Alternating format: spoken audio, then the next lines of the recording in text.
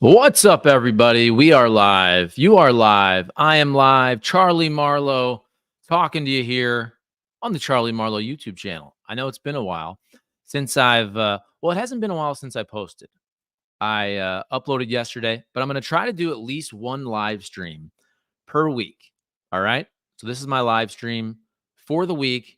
And I figured there's a decent amount to talk about. We could talk about the World Series, but I titled this Let's Talk Cardinals just to kind of see what you guys are thinking for the offseason. And I don't know if you watched Martin Kilcoyne, my good old buddy Martin Kilcoyne at Fox 2.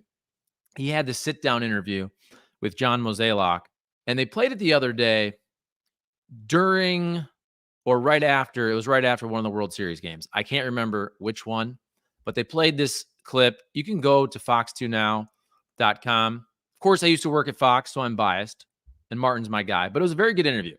So the clip I saw, it was about 6 minutes with an intro and an outro, or a tag as we call it, in the biz from Martin Kilcoyne. But it was pretty interesting. Basically, first of all, go watch the clip. Go watch the clip. It's only 6 minutes. But also, I'm going to kind of just give you my little take on it. At the end, Martin said one of the things he asked John Mozeliak was about regrets and all that. And he mentioned, of course, the Marcell Ozuna trade, where they trade away Sandy Alcantara, they trade away Zach Gallen. And another question that I thought was super interesting, and I know a lot of people have been talking about this on social media and whatnot. By the way, get your comments in, get your questions in. I like to do this right in the middle of a thought because that's just how I work. Charles Wagner, great name, by the way, says morning. And Zach Bathan says, what are your percentages on the big three being traded? Gray, Nato, Contreras. Great questions. Let me just finish my thought. Before you interrupted me, no, I actually interrupted myself. But I want to make sure you guys also know you can get your questions and comments in there, and I will put them on the screen. I will answer your question, Zach, in a second. Let me finish my thought, okay? No. So basically, Martin asked John Mozeliak, how did we get to this place? How do you go from 2011 to 2015, where you're talking World Series champ, NLCS, World Series runner-up, NLCS, 100 wins, 2015, that is, lose to the Cubs. How did we get to this point? And since then, okay, you got to the NLCS in 2019, but then you got swept by the Nationals. But other than that, some missed playoffs, obviously, at the end of the Matheny era, some missed playoffs the last couple years, even when the Cardinals are in the playoffs, the last, whatever you want to say, 4, 5, 6 years, whatever it is, first round exits. How do we get to this spot? He said something very interesting, which I think is true, but also I would understand why Cardinal fans, some of you all, ain't trying to hear this. He brought up the need to have that impact player that you build around. And he mentioned, of course, Albert Pujols. You have Albert Pujols for 10, 11 years. You can build around Albert. You build those teams that win multiple World Series, of course, 2006, 2011. Then he mentioned Oscar Taveras, and of course, the tragedy of Oscar Taveras passing away. And I do think this is very interesting from a timeline and baseball standpoint. So Oscar Taveras passes away. What was it? 10 years ago? 10 or 11 years ago. I should look that up, but about a decade ago. So Mozeliak said, look, Albert moves on. He goes to the Los Angeles Angels. They're thinking they're going to build around Oscar Taveras. I'm not saying Oscar Taveras had to be the next Albert, but he's their next building block player. Oscar Taveras, of course, tragically passes away. And so that starts this timeline and sequence of events. I do think it's interesting, but I understand why fans would say, look, Mo, that was 10 years ago. We get it. It was a tragedy, but that was 10 years ago. We can't still go back to that. But I think there's a lot of truth in what Mo said. So just kind of think about the timeline and why they had to do a bunch of things. Okay, so Oscar Taveras passes away, you have to then go after Jason Hayward. They go after a right fielder after that. They trade away Shelby Miller. Shelby Miller does what he does. Had that great season with the Atlanta Braves, where he's an all-star, but he lost a ton of games. But just think about it like this.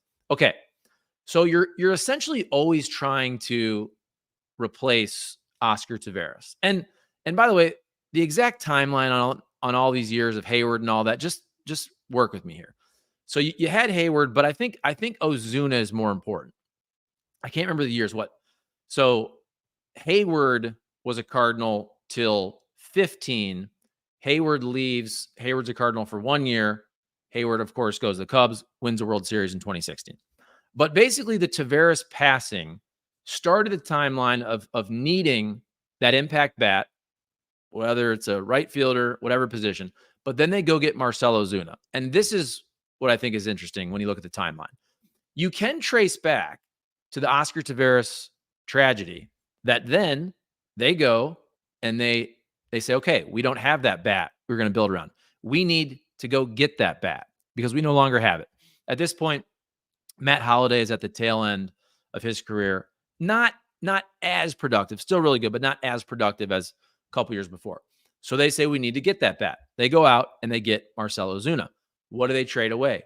They trade away two just stud pitchers, guys that ended up being stud starting pitchers in Sandy Alcantara. I know he's hurt recently, Zach Gallen, but those guys have both been unbelievable at different times over the last 5 years or so.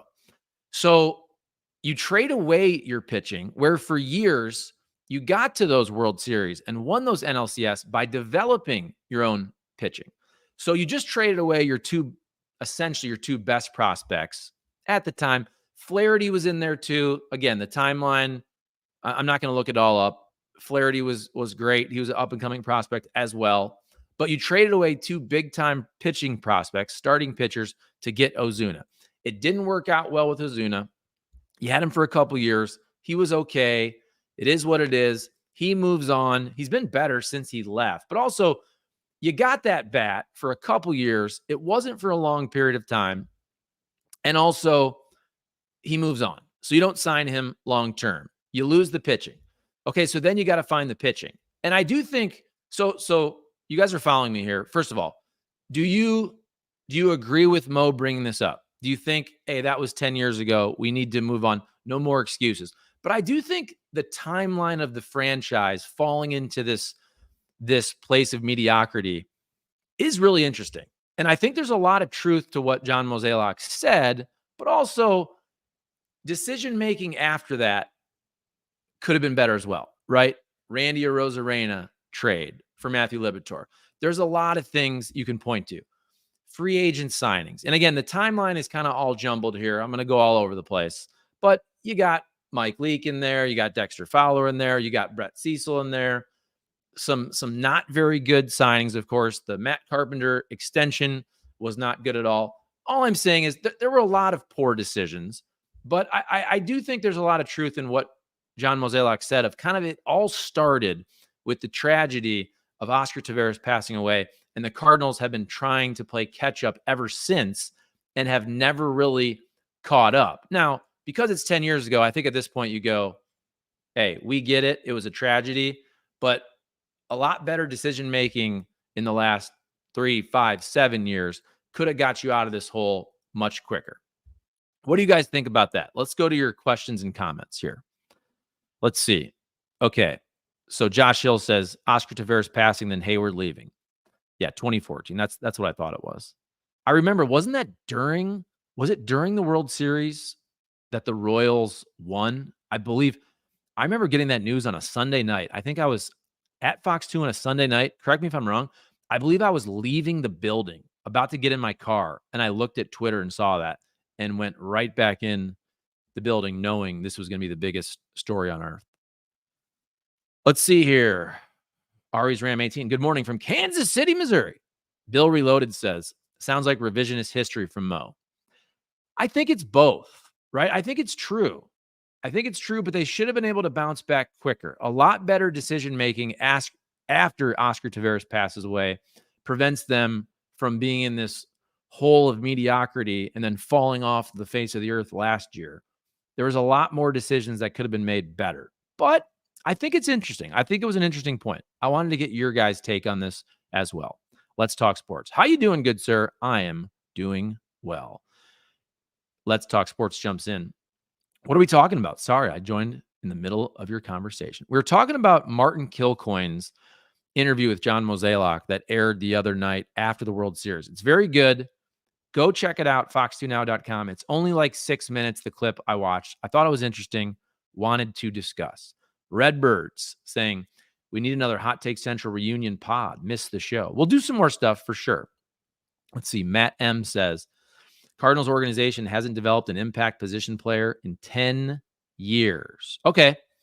I think you could say that for a long time. Can you say that anymore with Mason Wynn, though? Alec Burleson, it's been 1 year. Mason Wynn, it's been 1 year. But I think for about a decade or so, you could have said that. You got Tommy Edman winning NLCS MVP for a different organization. I think Wynn is the real deal. I think Wynn is going to be a 10-year Cardinal, go to some all-star games, win some gold gloves. Just go around the diamond, though. Jordan Walker has the chance to be that impact player, although right now I get it if you're not super high on him. Nolan Gorman, still has the opportunity. Lars Nootbaar, I guess impact. What do you guys mean by impact? Is impact just a guy that gets MVP votes? Can it be somebody like a Lars Nootbaar or a Brendan Donovan who are really good above average players? What do you think? Josh Hill. No, he's right. It was the beginning of the downfall. COVID and bad deals when it came to new Jupiter facility, causing it to get pushed back years. Yeah, that's what I'm saying.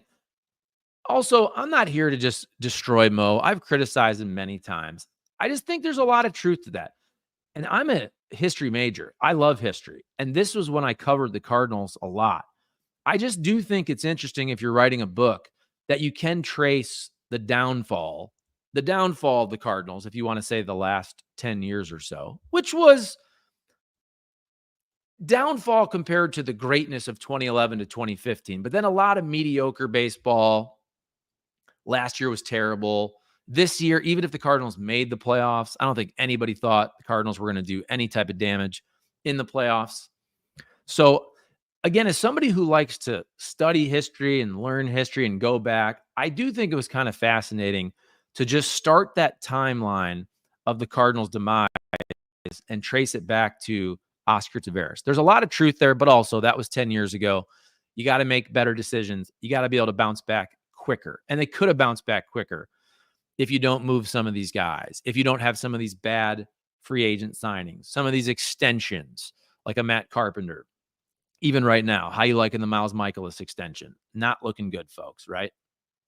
Let's see.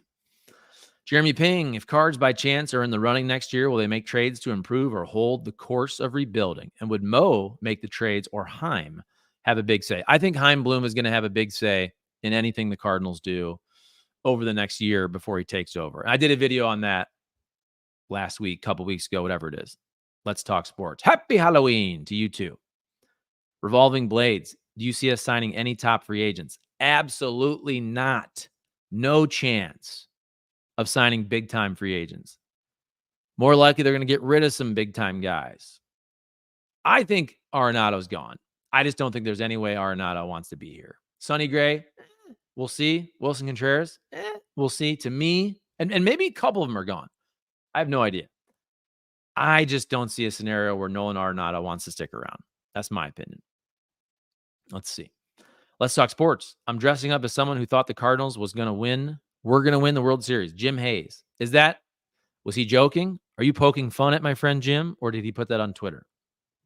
Let's see.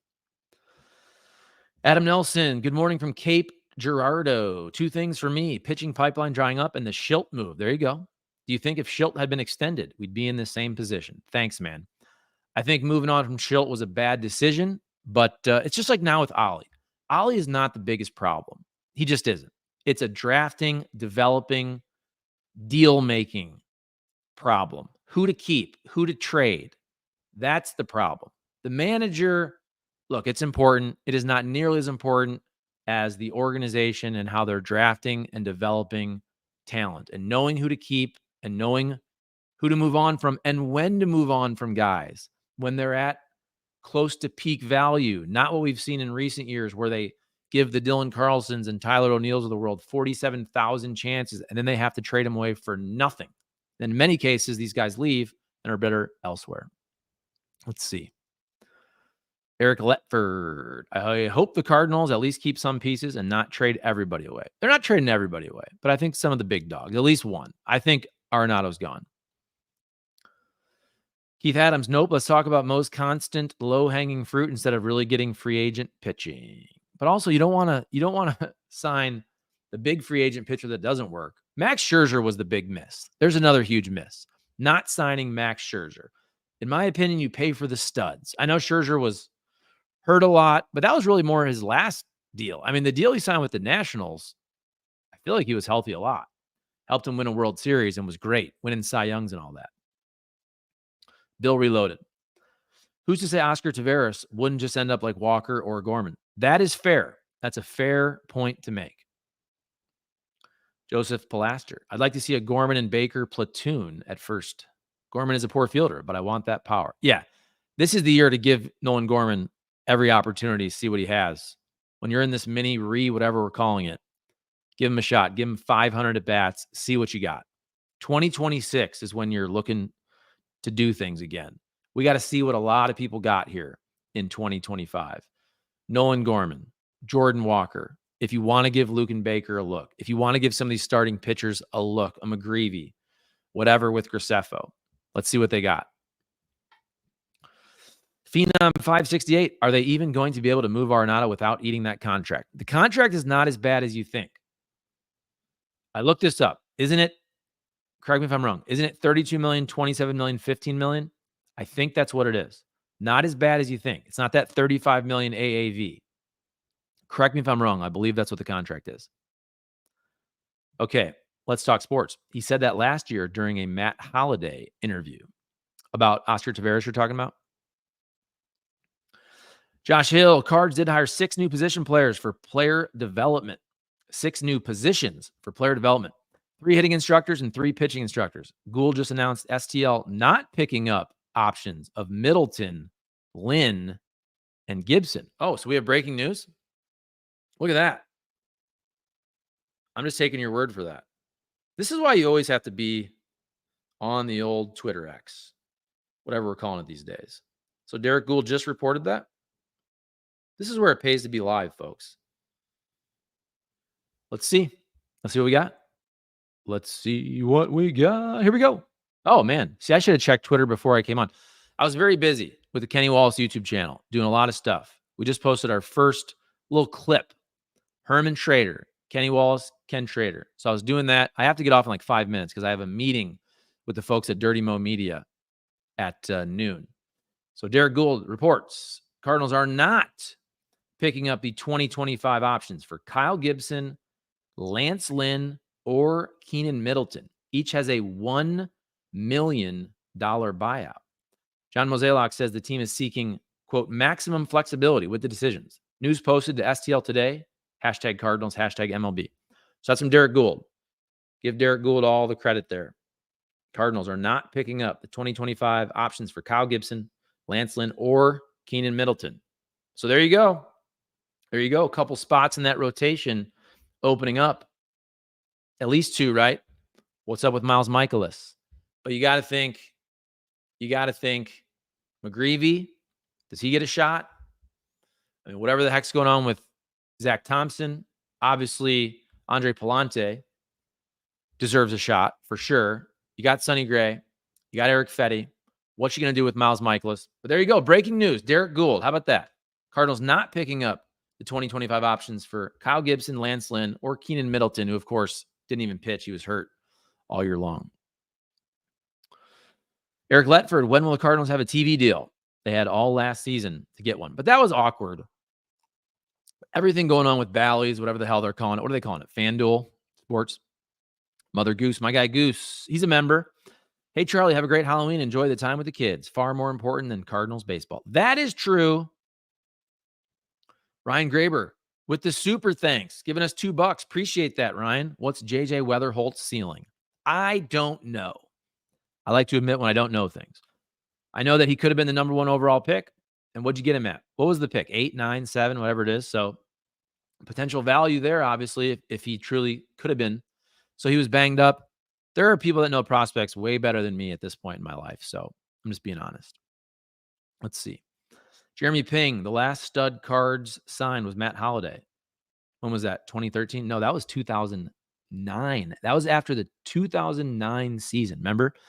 They trade Brett Wallace in 2009. Matt Holliday signs a 7-year deal. So 10, 11, 12, 13, 14, 15, 16. So $64 million left after Rockies eat it. Yeah, Rockies paying what, $5 million for the first couple of years.